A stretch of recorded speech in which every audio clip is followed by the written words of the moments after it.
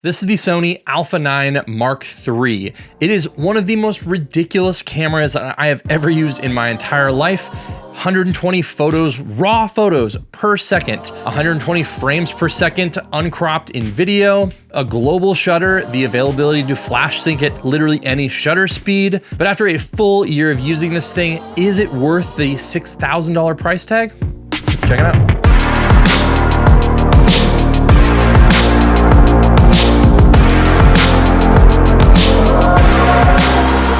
Now, as I look at my monitor here, I realize I'm wearing a Sony hat, so take that for what you will. I've done projects with Sony, including one that is probably gonna come on this channel or on their channel soon, but this video in particular is not sponsored by Sony. This video is actually sponsored by Storyblocks, but more on that later. So again, right off the bat, headline features of this thing. First of all, the new body design on this is fantastic. It is way more ergonomic. A lot of people, in my opinion, have talked a lot more about how Canon cameras have a little bit more of a flow to them. And this definitely pushes Sony into that direction. I feel like where the shutter button is, the way my fingers kind of fall into place on the body, all those things feel just a lot more ergonomic while still retaining a little bit of their kind of like old school rigidity in the design language. But everything else here is fantastic the way it feels. I really love the dials here, how they can be customizable to anything. My current way of setting the camera up, in case anybody is curious, is to have aperture up here for any lenses that don't have an aperture ring. And then we go shutter speed, ISO. And people complain about this ISO dial moving on them. It just doesn't do that to me. But the fact that you can lock it is nice. I personally don't like the buttons that you have to press down and move.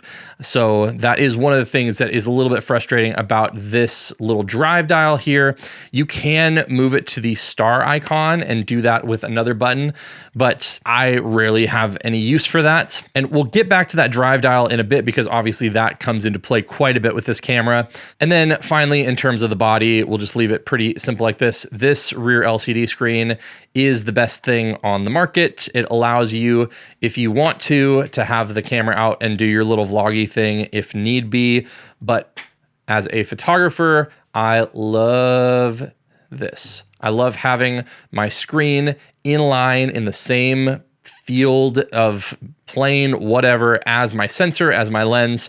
It just makes everything a little bit less, like there's just no kind of like parallaxy issues kind of thing. Not that you would have that anyway, but having a screen out here, it just feels a little bit off, and having everything more compact in the middle, it's how I love it. Now, have you ever been like me and gotten back from a shoot and either not had a drone pilot with you or not had your drone pilot's license like me and wished you had a little bit more for context? That's where Storyblocks can come in to help you with your content. With a Storyblocks subscription, you get unlimited downloads of high quality and diverse content at one low and predictable price. There are also thousands of pre-made video templates for editing programs like After Effects, Premiere Pro, Apple Motion, and DaVinci Resolve. You can even access the entire Storyblocks stock library directly within Premiere Pro and After Effects with the Storyblocks plugin for Adobe Creative Cloud. Anything you download from Storyblocks is 100% royalty free, so you're absolutely protected in perpetuity for the highest level of legal coverage in the industry. To get started with unlimited stock media downloads at one set price, head to storyblocks.com via this link right here, and you can obviously check out the link in the description. So thanks again to Storyblocks for sponsoring this video and supporting the channel. Now, that whole 120 photos per second thing, or even the 60 frames a second, have I used it? The answer is yes, I've used it quite a bit. And to be honest, it's more of kind of like it's almost like a social media party trick. So there has been times where I've photographed like a proposal, and I did that at 120 frames a second. So I got the guy getting down on one knee, and I was able to deliver like a little video of him proposing. I've done multiple things recently. I was at a New Zealand wedding where I photographed the couple kissing as the helicopter kind of bailed out behind them. Ridiculous set of images. Really cool. I've also actually done some sports stuff with this. If you follow me on Instagram, you've seen that I've taken up golfing much more recently. And so I did a little shoot for a more up and coming brand that if you watch any YouTube golf, you've probably seen, called Tacoma. And in that, I use this camera a ton to both get the moment of impact on the club hitting the ball, but also was able to make some kind of motion videos of my playing partner smacking the golf ball, and was able to get some really cool stuff out of that as well. So I've definitely done a few other things, but those are the easier ones to show as well. And so for myself as a photographer, like, would I be able to do that shoot without having that feature?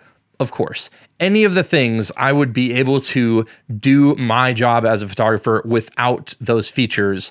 And even with a camera like the A1 Mark II, I could definitely use the 30 frames per second and get something cool and whatnot with that as well. So if you're going to buy this simply for the ability to take some really fast images and make them into like a little animated GIF kind of thing, or make a reel out of it or something, probably not really worth it for that thing in particular.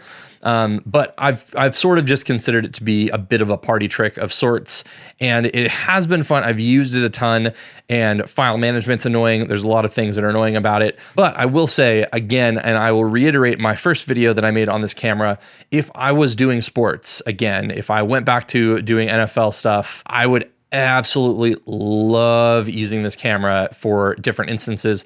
I probably wouldn't use it at 120 frames a second very much. I would probably maybe use it at 30 and then have the boost go to maybe 60 or something. But those kind of split second in between moments, like the idea of a club coming and hitting a golf ball, when you are moving at a swing speed that's like, you know, ridiculously fast. It is a really good concept for something like that.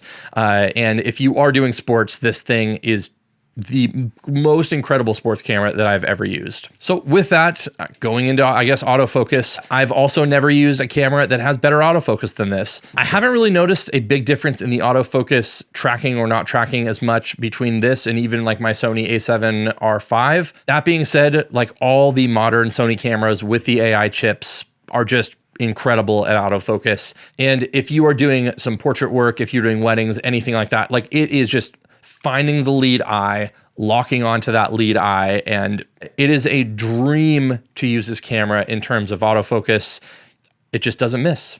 Now, one of the things that I heard a lot about in the kind of early days of this were the fact that the low light capabilities were going to be poor and the dynamic range was going to be lacking. Sure, the like low light performance in this thing isn't incredible, but like it's still pretty good.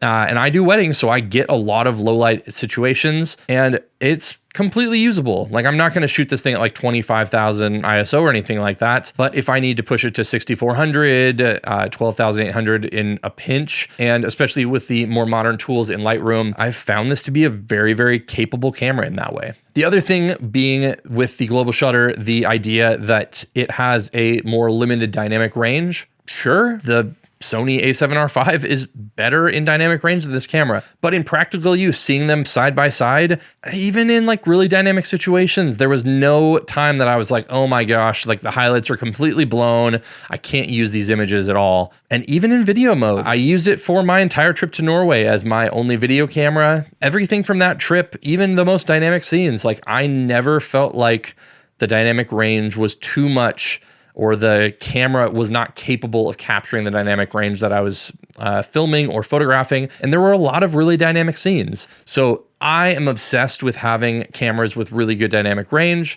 but I never found an instance where this was lacking to a point where I was frustrated with it. Now, one of the things that I originally thought I was going to be using quite a bit more than I have is the global shutter with the flash sync. My preference as a wedding photographer is just to be as natural as possible. So that could mean that I'm using auxiliary lights, like I have this Harlow light right here. I'm using another Harlow light right now to use, you know, for these like constant LED lights. And that's usually what I bring to weddings when I need a little bit more fill.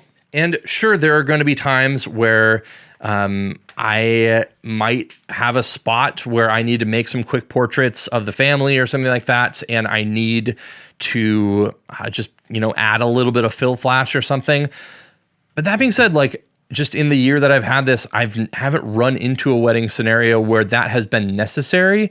I've always been able to make do without using flash because, again, it's one of those things where, like, if I can avoid the look of flash, I'm going to do that at most all costs. And I've found other ways to use it, like using just like, big reflectors, or just finding some better light where I'm getting some bounce off something else at a wedding. It's just been one of those things where, like, I have not actually used the incredibly fast sync speed or lack of needing a sync speed on this to do that. Is it handy, and is it something that I'm really thankful to have in my back pocket as a photographer? Yes.